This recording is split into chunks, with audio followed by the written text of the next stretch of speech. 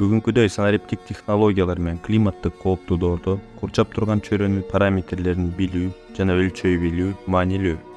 Экологиялык лабораториянын башаты сенин чөнтөк телефонуң, аны менен бирге мектепте, үйдө да колдонула турган эң жөнөкөй өлчөөчү приборлор боло алат.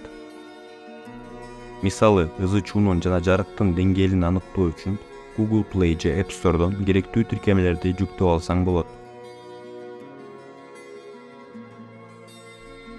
Класстагы жасалма жарыктандырууну аныктоо иштей турган жердин үстү жагы аркылуу жүргүзүлөт. Окуу кабинеттеринде жарыктандыруу деңгээли төмөнкүдөй ченемдерге шайкеш келиши зарыл.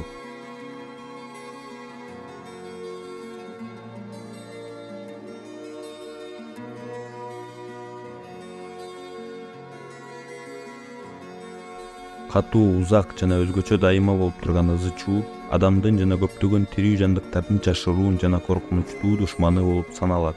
Ызы чуунун деңгээлин өлчөө менен коргонууга болот.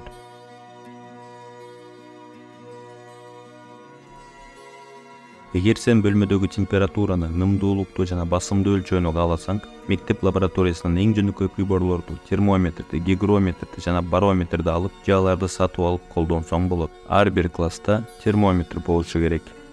Үйдөн тышкары башка жерлерде температура, нымдуулук деңгээли жана басым кандай экенин билгиң келсе, Google Play же App Store'дон тиркемелерди жүктөп алсаң болот. Бөлмөдө нымдуулук 40–65% чейин болушу керек.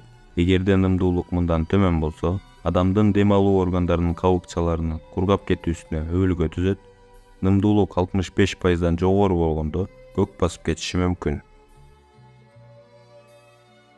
Көчөгө чыкканыңда жашаган жерде өскөн өсүмдүктөргө, байырлаган жаныбарларга жана курт-кумурскаларга көңүл бурсаң, айланадагы жашоочулардын абалын байкап, курчап турган чөйрөнүн абалын түшүнүүгө болот. Экосистема жетилген, бузулган жана калыбына келе жаткан абалда болушу мүмкүн. Абалдын параметрлери антропогендик жана табигый системалар үчүн ар кандай болот.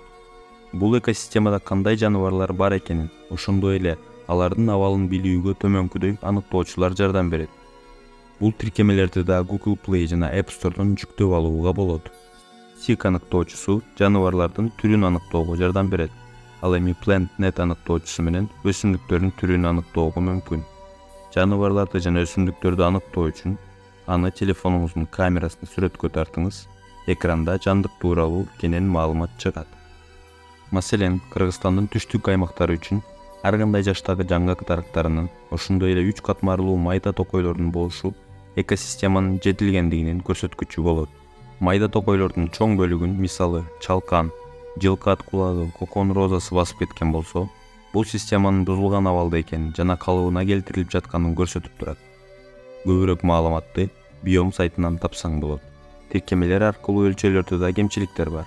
Бирок алар бизге айлана чөйрөнүн параметрлерин түшүнүүгө жана окуучулар үчүн аны кантип жакшыртууну түшүнүүгө мүмкүндүк берет. Тиркемени тандоодо рейтингине көңүл бурууга, 4 жана 5 жылдызчасын коюп багуу адатта туура иштеген жана колдонууга ыңгайлуу тиркемелерге берилет. Жандуу жаратылышка байкоо жүргүзүүнү үйрөнүп алсаң, дени сак жаратылыш сени коргоп калат.